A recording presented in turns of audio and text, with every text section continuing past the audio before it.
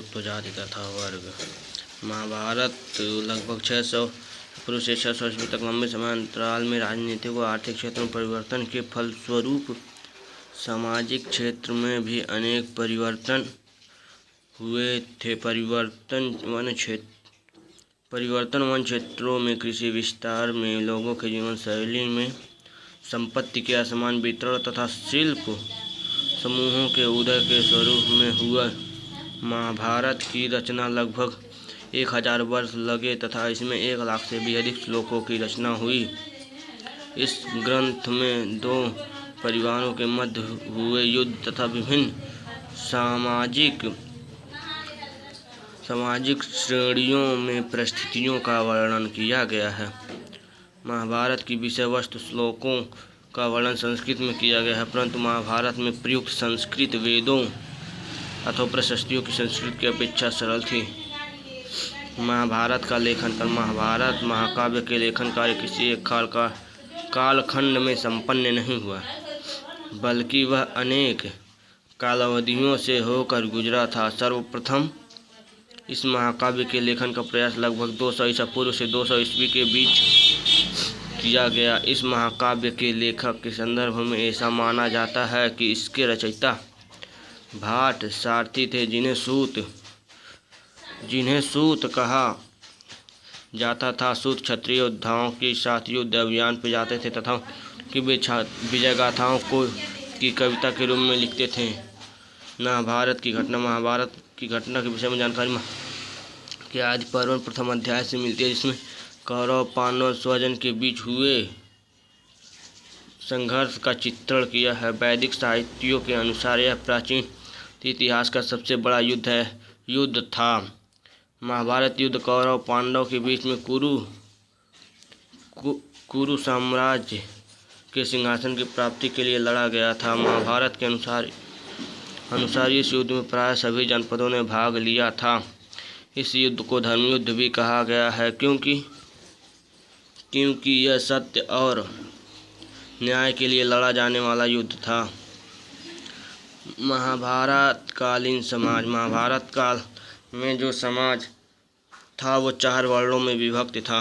ब्राह्मण, क्षत्रिय, शूद्र, वैश्य में विभाजित किया गया है। वर्ण व्यवस्था। ब्राह्मण को सर्वोच्च स्थान था। राजनीतिक, सामाजिक, धार्मिक, शैक्षणिक एवं आर्थिक क्षेत्रों में ब्राह्मणों को विशेष अधिकार प्राप्त थे। उसके स्वधर्म के अंतर्गत वेद पढ़ना और पढ़ाना, यज्ञ करना तथा करवाना, दान लेना व दान देना आदि कर्म थे। समाज में सम्मान की दृष्टि से दूसरा स्थान क्षत्रियों का था। वे शासन और सैन्य कर्म करते थे। राज्य और समाज की रक्षा करना उनका कर्म था। वैश्यों को समाज का तीसरा स्थान प्राप्त था। वैश्य वर्ग अपने उद्देश्य की पूर्ति के साथ साथ समाज की अर्थव्यवस्था एवं भरण पोषण का भार वहन करता था। उसके मुख्य वर्ग कृषि, पशुपालन, व्यापार, उद्योग धंधे, दान देना आदि थे। शूद्र समाज वह वर्ग था जो समाज के सबसे निचले स्तर पर था। शूद्रहीन माने जाते थे। इनकी स्थिति पशुओं से भी दयनीय थी। समाज की सेवा का सारा भार इसी वर्ग के पास था। महाभारत के समालोचनात्मक संस्करण। संस्कृत के प्रसिद्ध विद्वान B.S. सुक्तांकर के नेतृत्व में वर्ष 1919 में एक ऐसी महत्वपूर्ण योजना की शुरुआत हुई। इस योजना का प्रमुख उद्देश्य समालोचनात्मक संस्करण तैयार कर बंधुता एवं विवाह। आरंभिक परिवारों में एकरूपता नहीं थी। परिवार के एक प्रकार के उनके सदस्यों के संबंध भिन्नता होती थी। पारिवारिक जनों की संख्या, एक दूसरे से उनका संबंध और उनके क्रियाकलाप भी अलग होते थे। पितृवांशिक व्यवस्था से आशय उस परंपरा से जो पिता से पुत्र और पौत्र फिर प्रपौत्र की ओर चलती है, जबकि माता की ओर से चलने वाली वंश परंपरा मातृवांशिक कहलाती है। महाभारत में पितृवांशिक व्यवस्था के बदलते आदर्शों की कहानी है। विवाह एक धार्मिक संस्कार है जिसके माध्यम से पुरुष स्त्री गृहस्थ जीवन में प्रवेश करते हैं। हिंदू धर्म में इसका उद्देश्य पति पत्नी के सहयोग से विभिन्न पुरुषार्थों को पूरा करना था। स्मृति ग्रंथों के 8 प्रकार के विवाहों का विवाह, ब्रह्म विवाह, दैव विवाह, अर्थ विवाह, प्रजापत्य विवाह, असुर विवाह, गंधर्व विवाह, राक्षस विवाह, पैशाच विवाह को वर्णित किया गया। पितृवांशिक परंपरा में पुत्रों को महत्वपूर्ण होने के कारण पुत्रियों की स्थिति अच्छी नहीं थी। पितृवांशिक संसाधनों पर अधिकार नहीं था। इनका विवाह भी गोत्र से बाहर कर दिया जाता। इस विवाह पद्धति को बहिर्विवाह पद्धति कहा जाता था। 1000 ईसा पूर्व के बाद महाभारत ब्राह्मणों ने नई सामाजिक पद्धतियों का विकास किया, जिसे गोत्र पद्धति कहा गया। प्रत्येक गोत्र में एक वैदिक ऋषि के नाम पर रखा गया। सामाजिक विशेषताएं। धर्मसूत्रों एवं धर्मशास्त्रों में वर्णित ब्राह्मणीय वर्ण व्यवस्था की अन्य परंपराओं द्वारा आलोचना की जाती थी। सर्वप्रथम बौद्धों ने बताया कि समाज में विषमता विद्यमान थी, परंतु यह विषमता प्रकृति प्रदत्त नहीं थी। बौद्धों ने जन्म के आधार पर सामाजिक प्रतिष्ठा को अस्वीकार कर दिया तथा धर्मसूत्रों एवं धर्मशास्त्रों में एक आदर्श व्यवस्था अर्थात वर्ण व्यवस्था ब्राह्मण, क्षत्रिय, वैश्य, शूद्र का प्रावधान किया। इसका सर्वप्रथम उल्लेख ऋग्वेद में पुरुष सूक्त में मिलता है। ब्राह्मणों का यह मत था कि इस व्यवस्था में उन्हें स्थान प्राप्त है तथा शूद्रों अस्पृश्यों को सबसे निचले स्थान पर रखा गया है। इस व्यवस्था से मनुष्य का स्थान जन्म के अनुसार निर्धारित होता था। शास्त्रों के अनुसार केवल क्षत्रिय ही राजा हो सकते थे, परंतु इस नियम का सदैव पालन नहीं किया गया। इनके राजवंश ऐसे हुए जिनकी उत्पत्ति क्षत्रिय वर्ण में नहीं हुई। इनमें मौर्य, शुंग, कर्ण, शक और शक के सातवाहन इत्यादि प्रमुख थे। मौर्य ब्राह्मणों ग्रंथों में विभिन्न कुल तथा बौद्ध ग्रंथों में इन्हें क्षत्रिय कहा गया। कभी कभी विभिन्न व्यवसाय करने वाले समूहों को उनके व्यवसाय के आधार पर श्रेणियों में संगठित किया गया, जैसे कि मनसर मध्य प्रदेश में प्रारंभ एक अभिलेख में रेशम बुनकरों के एक श्रेणी का उल्लेख किया गया है। वर्ण रहित समुदाय। इस वर्ण व्यवस्था के अनुसार भारतीय समाज 4 वर्णों में विभाजित था, परंतु बाद के काल में जब ब्राह्मणीय व्यवस्था का नए समुदायों से अपना आमना सामना हुआ, तो जैसे जंगल में रहने वाले निषाद, फिर व्यवसायिक वर्ग, स्वर्णकार आदि, इन्हें पहले प्रचलित वर्ण व्यवस्था में समाहित करना संभव नहीं था।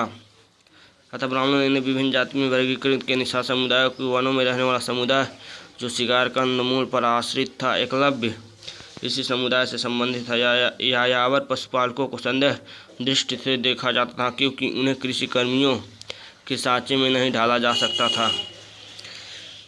अधीनता और संघर्ष। प्राचीन भारत में ब्राह्मणों ने कुछ लोगों को सामाजिक प्रणाली में सम्मिलित नहीं किया। उन्होंने समाज के कुछ वर्जों को अस्पृश्य अथवा छूत घोषित कर सामाजिक विषमता को जन्म दिया। ब्राह्मणों के अनुष्ठान से संबंधित कार्यों को पुण्य तथा पवित्र माना जाता तथा इनसे जुड़े लोग स्वयं को पवित्र मानते थे। चंद्रगुप्त द्वितीय के शासनकाल में भारत आए चीनी यात्री फायान के अनुसार अस्पृश्यों को सड़क पर करताल बजाकर चलना पड़ता था, ताकि उच्च वर्ग के लोगों की परछाई से पवित्र न हो जाएं।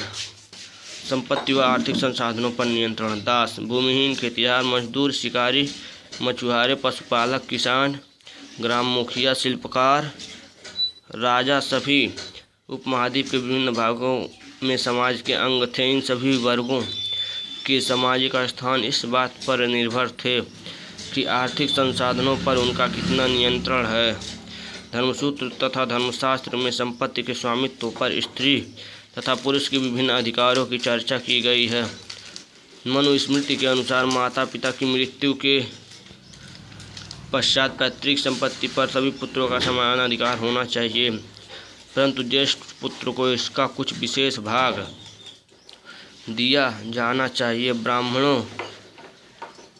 ब्राह्मणीय ग्रंथों से स्पष्ट होता है कि प्राचीन काल में लोग संपत्ति के आधार सामाजिक प्रतिष्ठा प्राप्त करते थे, परंतु समाज इससे भिन्न स्थिति की संभावना भी विद्यमान थी, जिसमें एक दानशील व्यक्ति को समाज में समान दृष्टि से देखा जाता था तथा स्वयं के लिए धन संचय करने वाले को घृणा दृष्टि से देखा जाता था। लगभग 500 ईसा पूर्व पाणिनि की अष्टाध्यायी संस्कृत व्याकरण।